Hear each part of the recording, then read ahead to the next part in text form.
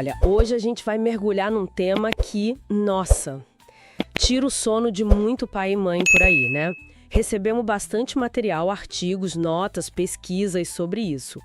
Por que as crianças e os adolescentes desafiam tanto? É verdade. Aquela sensação de exaustão, de frustração. Parece que a gente vive numa batalha todo dia, né? Totalmente. E é desgastante. Então, a nossa ideia aqui é fuçar nesse material todo e tentar entender o que tá por trás disso de verdade, sabe? Isso. E um ponto que salta aos olhos logo de cara nesses materiais é que o desafio, assim, raramente é um ataque pessoal, sabe? Ou uma falha nossa na criação. Isso é importante. No fundo, é um jeito de comunicar. Uma linguagem que a criança ou o adolescente usa para dizer algo que talvez não consiga com palavras. Uma linguagem. E o nosso papel vira meio que decifrar essa linguagem, entende? Entendi, faz sentido. Ok, vamos abrir isso um pouco mais?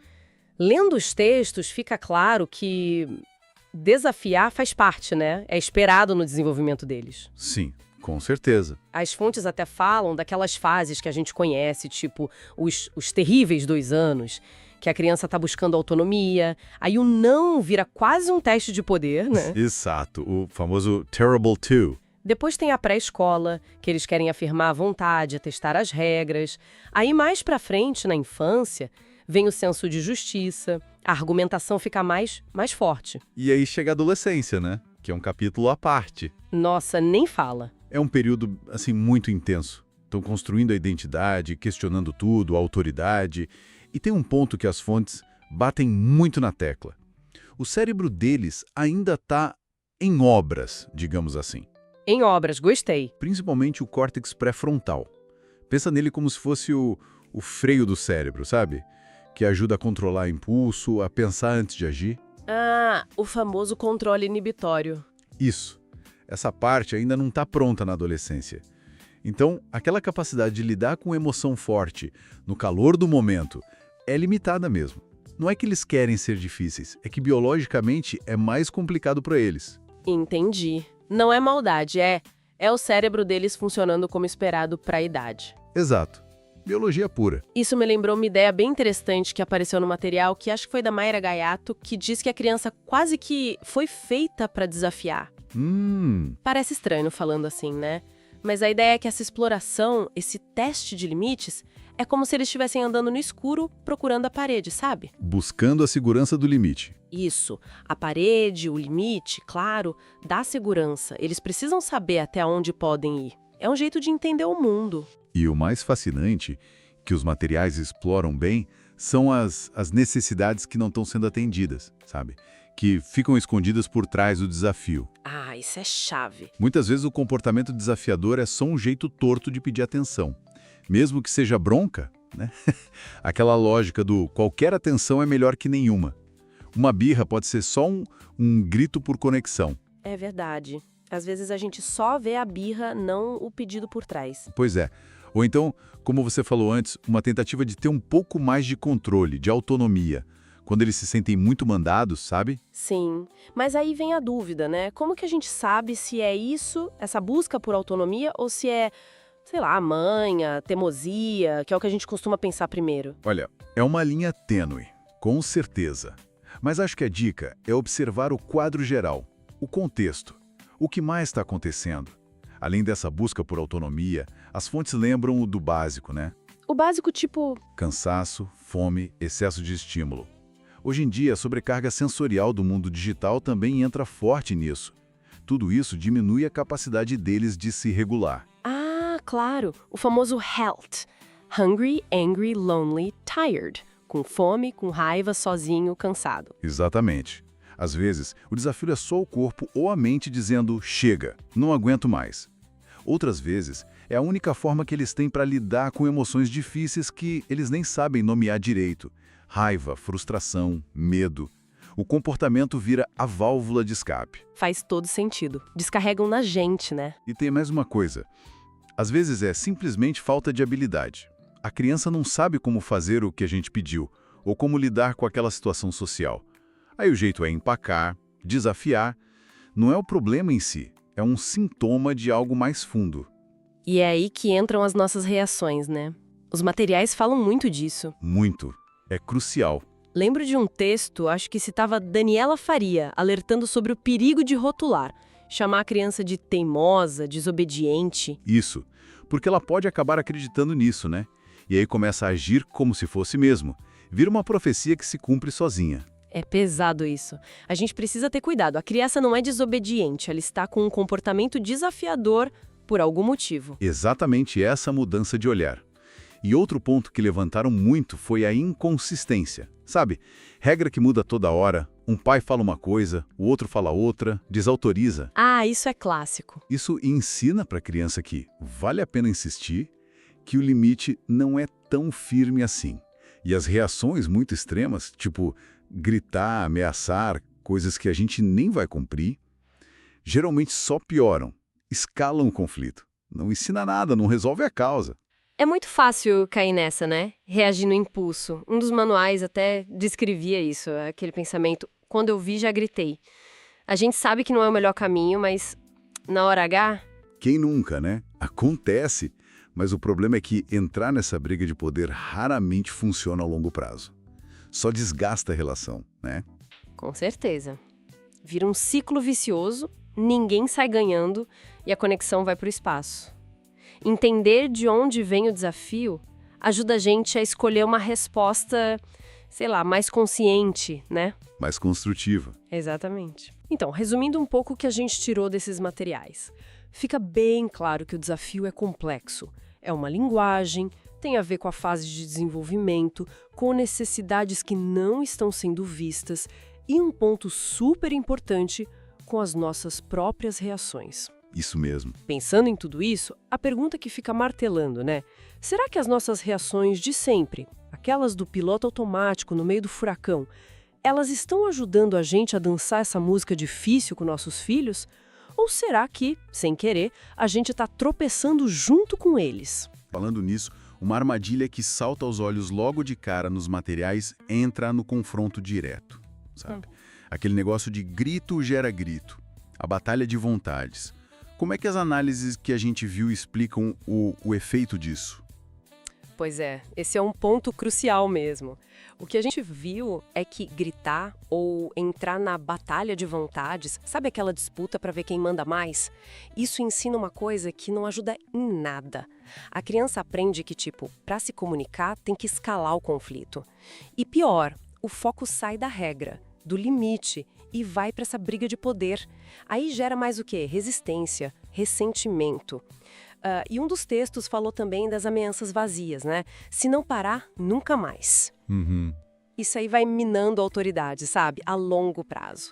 Porque a criança percebe que a palavra, bom, nem sempre tem tanto peso assim. Faz todo sentido. Evitar essa escalada, ok. Mas e o contrário? Tem uma tendência, talvez por medo de ser muito autoritário, praticamente, de ir para o outro extremo, a permissividade. Como que os materiais tratam essa falta de contorno? Essa é outra armadilha. E bem documentada também, viu? A falta de limites claros. Um artigo até chamou de terra sem lei. Achei forte. Isso não traz liberdade para a criança, não. Traz, na verdade, ansiedade. Insegurança. Ansiedade. Sim. Porque ela busca o limite. Ela testa justamente para encontrar essa estrutura que dá segurança. Aquele medo de dizer não, sabe, de frustrar a criança, isso acaba atrapalhando o desenvolvimento dela para lidar com frustração, para se regular. Num vídeo tinha uma analogia bem interessante. A criança tateando no escuro. Ela busca a parede, o limite, para se sentir segura. Nossa, essa imagem da parede no escuro é forte mesmo. E sem isso pode surgir o que chamam de pequeno tirano. Aquela criança que não aprende a lidar com o não, a respeitar o outro. A Mayra Gaiato, que foi citada no material, fala da ideia de moldura. Dar liberdade, sim, mas dentro de limites. Claros, consistentes. Essa moldura, gostei. Mostra que o limite pode ser segurança, né? Não só restrição. E falando em consistência, o que rola quando os próprios pais ou cuidadores não estão na mesma página? Um fala sim, o outro fala não. Isso apareceu bastante também. Isso aí é um prato cheio para a criança explorar, né? Os materiais chamam mesmo de dividir para conquistar. Sei. A criança saca na hora quem é mais flexível, quem cede, e aí ela aprende o quê? Que as regras são negociáveis. E isso não só enfraquece a mensagem do limite, mas abala a credibilidade dos dois adultos.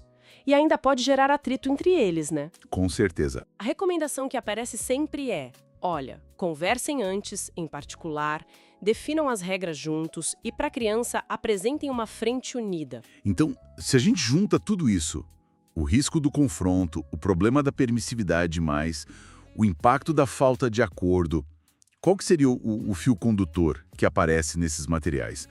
O que realmente fortalece a relação, a educação? Olha, o fio condutor, sem dúvida, é a combinação de duas coisas: consistência e exemplo. Limites claros aplicados de forma consistente a tal moldura trazem segurança, previsibilidade. Aí a criança precisa testar menos, sabe? E o exemplo dos adultos, nossa, fundamental. Criança aprende muito vendo a gente fazer. O famoso faça o que eu digo. Não o que eu faço. Isso aí raramente funciona, né? Como o texto lá apontou. Se a gente grita, se a gente desrespeita regras, se a gente não lida bem com a nossa própria frustração, é isso que a criança vai aprender. As fontes também mostram essa mudança, né? A gente está saindo de um modelo antigo focado só em obedecer cegamente para um foco mais em cooperação, desenvolver habilidade socioemocional. E isso exige essa coerência nossa. Confronto, permissividade, desalinhamento. Fica bem claro como essas reações, mesmo sem querer, podem acabar virando um ciclo vicioso, piorando a situação que a gente está tentando resolver. E é um desafio, né? No calor do momento, segurar a onda é difícil.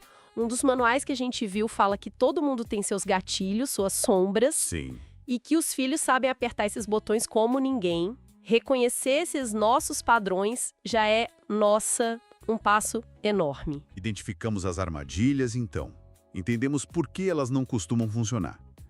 Mas fica aquela pergunta, né? Que os materiais até começam a apontar. Como agir diferente? Na prática mesmo, ali na hora H. E tem uma imagem que ficou muito forte para mim, acho que da Mayra Gaiato, que é pensar nos limites claros, consistentes, como se fossem as paredes de um quarto escuro. Boa analogia. Elas não prendem, Não. né? Elas dão segurança para a criança ir tateando, explorando, sem medo de cair num buraco. Ela fala dessa moldura com regras essenciais e inegociáveis. Exatamente. E manter essa moldura firme. Aí é que tá o desafio do dia a dia, né? Com certeza. E a neurociência? Bom, o que a gente viu em materiais como a dança do desafio confirma isso. Um ambiente previsível, ele organiza o cérebro da criança. Ajuda a organizar, né? Sim. Reduz aquela ansiedade que, muitas vezes, é o gatilho para o comportamento desafiador. Agora, quando a gente é inconsistente, E complica. aí gera confusão. A criança fica sem saber o que esperar e, bom, ela testa mais os limites. É natural. E a unidade dos pais nisso, nossa, faz toda a diferença. E pensando na prática, assim, onde essa firmeza é crucial? A Gaiota aponta algumas áreas, né? Sim, área-chave. Alimentação, Comer à mesa sem tela, né? O ideal. isso. O sono, com o horário, com o ritual, Higiene básica. coisas do dia a dia. Manter a linha nisso mesmo que der mais trabalho no começo, né? Porque dá o trabalho. Dá, mas organiza a vida da criança e a nossa também a longo prazo. É um investimento. E ao mesmo tempo, não é só impor, né? As fontes também falam muito de envolver a criança. Fundamental. Não em tudo, óbvio, mas oferecer escolhas limitadas, dentro do que é possível, claro. Tipo a blusa azul ou a verde. Essas coisas. Exato, como sugere a dança do desafio. Isso dá para a criança um senso de autonomia, sabe? De poder pessoal. Aí diminui aquela necessidade de ficar brigando para ter controle. Faz sentido. E outra dica boa, acho que da Daniela Faria, é cuidar das transições. Importantíssimo. Avisar o que vem depois. Olha, daqui a 5 minutos vamos guardar os brinquedos para tomar banho. Isso evita muita briga. Verdade. Agora vamos falar do elefante na sala.